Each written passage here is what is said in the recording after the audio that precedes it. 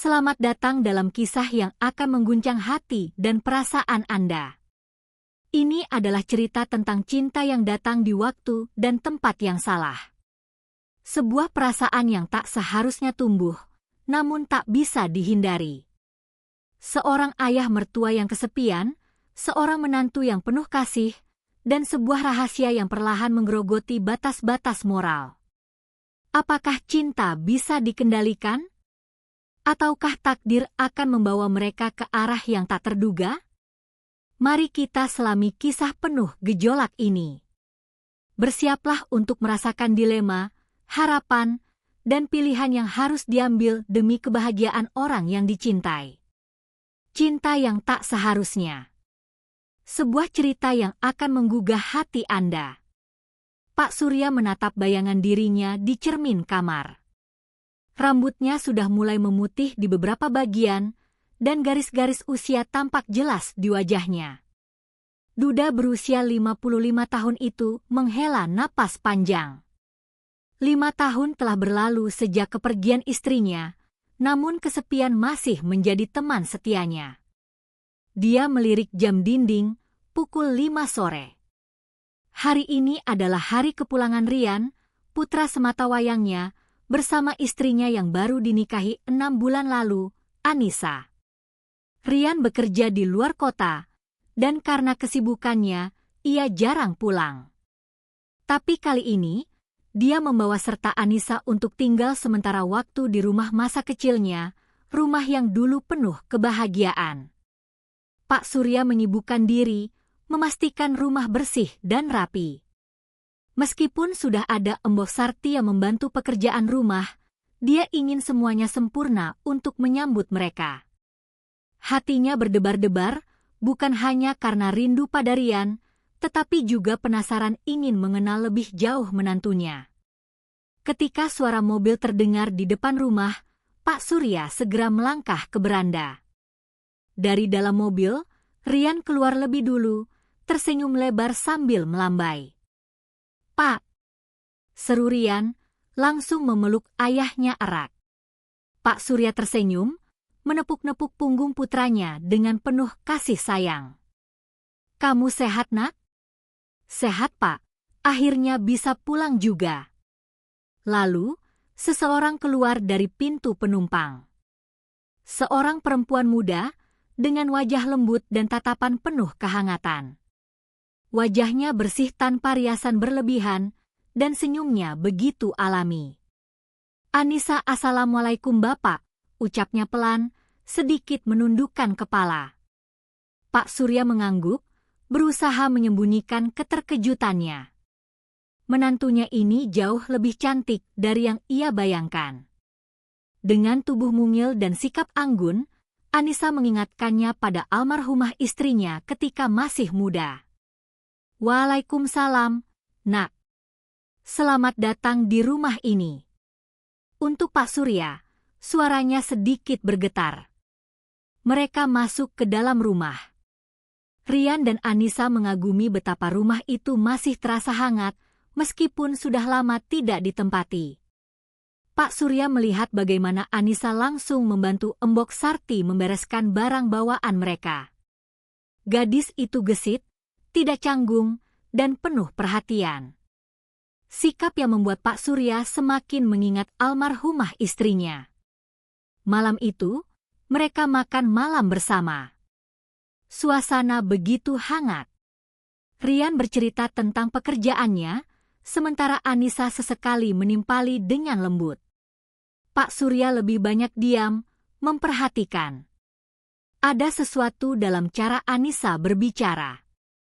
Cara dia tertawa, bahkan cara dia menyendokkan makanan ke piring Rian. Semuanya terasa begitu familiar. Hatinya mulai merasakan sesuatu yang aneh. Perasaan yang tidak seharusnya ada. Hari-hari berlalu dengan cepat sejak kepulangan Rian dan Anissa. Rumah yang selama ini terasa sepi, kini kembali hidup. Setiap pagi, suara Anissa yang merapikan dapur terdengar jelas. Aroma kopi yang ia seduh menyebar di seluruh ruangan. Pak Surya menikmati perubahan ini, seolah-olah rumah yang dulu sunyi telah menemukan kembali jiwanya. Namun, bersamaan dengan kehangatan itu, ada sesuatu yang mulai tumbuh di dalam hatinya. Sesuatu yang tidak seharusnya ada. Pagi itu, Pak Surya duduk di teras rumahnya, menikmati udara segar sambil membaca koran. Ia terbiasa memulai pagi dengan secangkir teh hangat, sebuah kebiasaan yang diwariskan almarhumah istrinya. Tak lama kemudian, Anissa datang membawa nampan berisi teh dan beberapa potong kue kecil. "Bapak sudah sarapan?" tanyanya dengan senyum yang begitu tulus. Pak Surya menurunkan korannya dan menatap menantunya itu. Dalam cahaya pagi, wajah Anissa terlihat berseri-seri, matanya berbinar lembut. "Belum, Nak. Bapak biasanya hanya minum teh pagi-pagi begini." Anissa menggeleng kecil. "Bapak harus makan juga. Saya buatkan bubur kacang hijau tadi, biar Bapak ada tenaga." Pak Surya terdiam sejenak. Perhatian itu begitu sederhana, namun terasa begitu dalam. Sudah lama tak ada seorang pun yang memperhatikannya seperti ini. Sejak istrinya meninggal, tak ada lagi yang memastikan dia makan dengan benar. Tak ada yang mengingatkannya untuk menjaga kesehatan. Dia tersenyum. "Terima kasih, Nak." Anissa meletakkan mangkok bubur di meja, lalu duduk di kursi di sebelahnya. "Saya senang bisa tinggal di sini, Pak. Rasanya nyaman, seperti rumah sendiri." Pak Surya menyesap tehnya, mencoba mengalihkan pikirannya yang mulai dipenuhi hal-hal yang tak seharusnya. "Kamu betah di sini?" tanyanya. Lebih sebagai upaya untuk membunuh keheningan. Anissa mengangguk. "Sangat betah, Pak. Tapi Bapak orangnya baik, seperti ayah sendiri." Kata-kata itu membuat dada Pak Surya sedikit berdesir. Seperti ayah sendiri. Ya, seharusnya memang begitu. Namun, mengapa ada sesuatu di hatinya yang mengatakan hal lain? Malam harinya, Pak Surya tidak bisa tidur. Ia memandangi langit-langit kamar, pikirannya dipenuhi wajah Anissa. Ini tidak benar, batinnya berulang kali mengatakan itu. Ia tahu, ia hanya seorang mertua, dan Anissa adalah istri putranya sendiri. Namun, semakin ia berusaha menepis perasaan itu, semakin kuat ia merasakannya. Ia mencoba mengingat istrinya, wanita yang telah menemaninya selama lebih dari 30 tahun. Ia mencintainya dengan sepenuh hati, dan kehilangan wanita itu adalah pukulan terbesar dalam hidupnya. Namun, di sisi lain, Anissa membawa kembali sesuatu yang telah lama hilang dalam dirinya. Kehangatan seorang wanita, perhatian yang tulus, senyuman yang begitu akrab. Pak Surya menghela napas panjang. Tidak, ia tidak boleh seperti ini. Ia tidak boleh menghancurkan kebahagiaan putranya sendiri. Namun, bisakah ia benar-benar mengubur perasaan yang mulai tumbuh ini? Hari-hari berikutnya terasa semakin sulit bagi Pak Surya. Ia mulai menghindari terlalu banyak berinteraksi dengan Anissa, takut perasaannya semakin tak terkendali. Namun, semakin ia menjauh, semakin banyak momen yang justru mendekatkannya pada wanita itu. Anissa, tanpa sadar, selalu hadir dalam kesehariannya.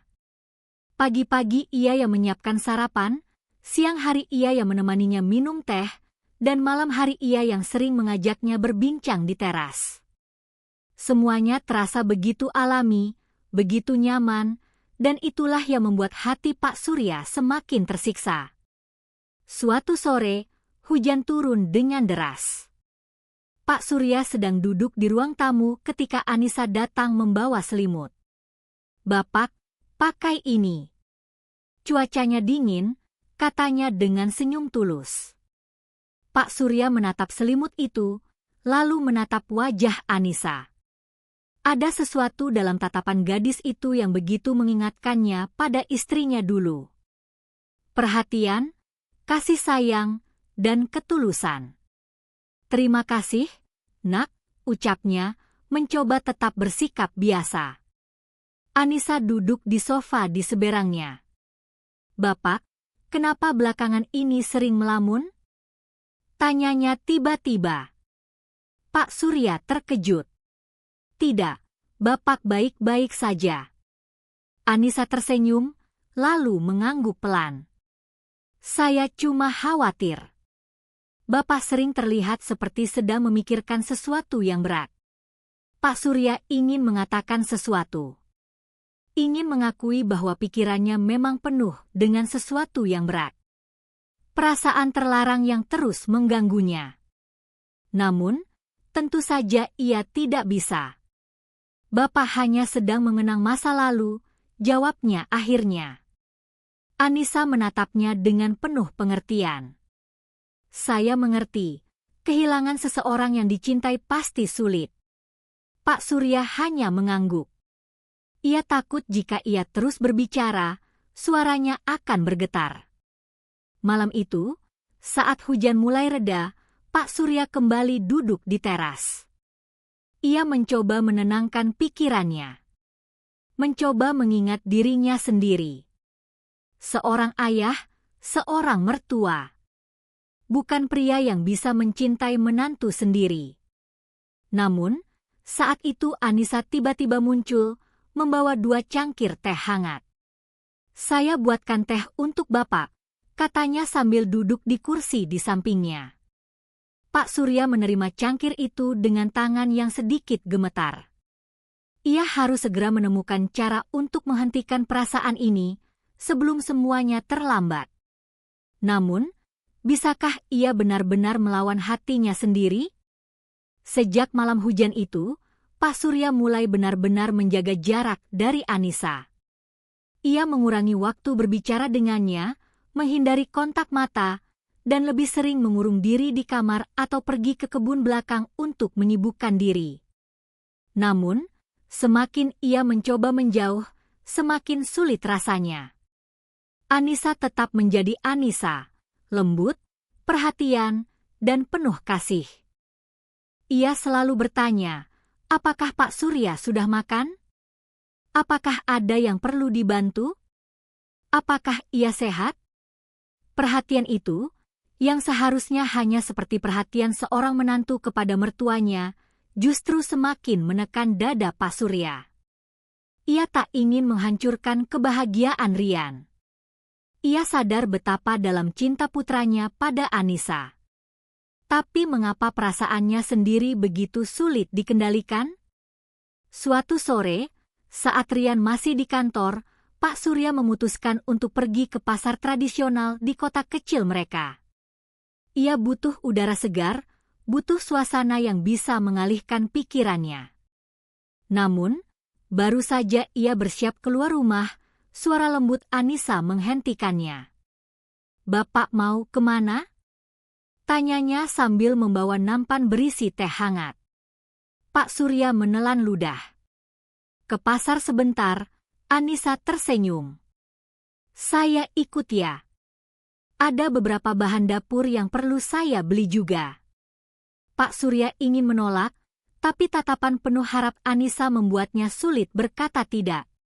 Di pasar, mereka berjalan berdampingan, berbicara sesekali tentang harga sayur dan kualitas buah. Anissa tampak begitu ceria, tidak menyadari gejolak yang sedang terjadi dalam hati mertuanya. Saat mereka berhenti di kios daging, seorang pedagang tua menatap mereka dengan senyum ramah. "Istrinya cantik sekali, Pak," katanya kepada Pak Surya. Pak Surya tersentak.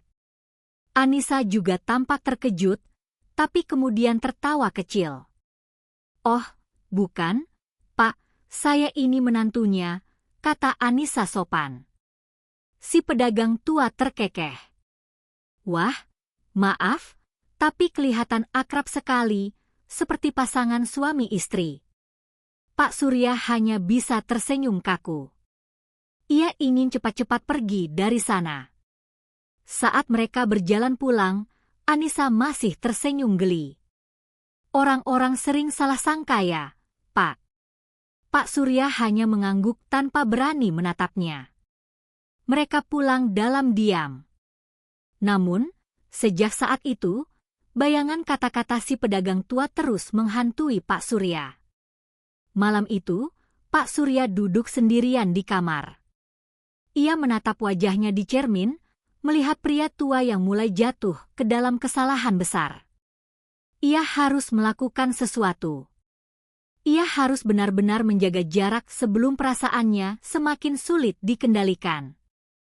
Namun, bagaimana caranya jika setiap hari ia terus melihat Anissa?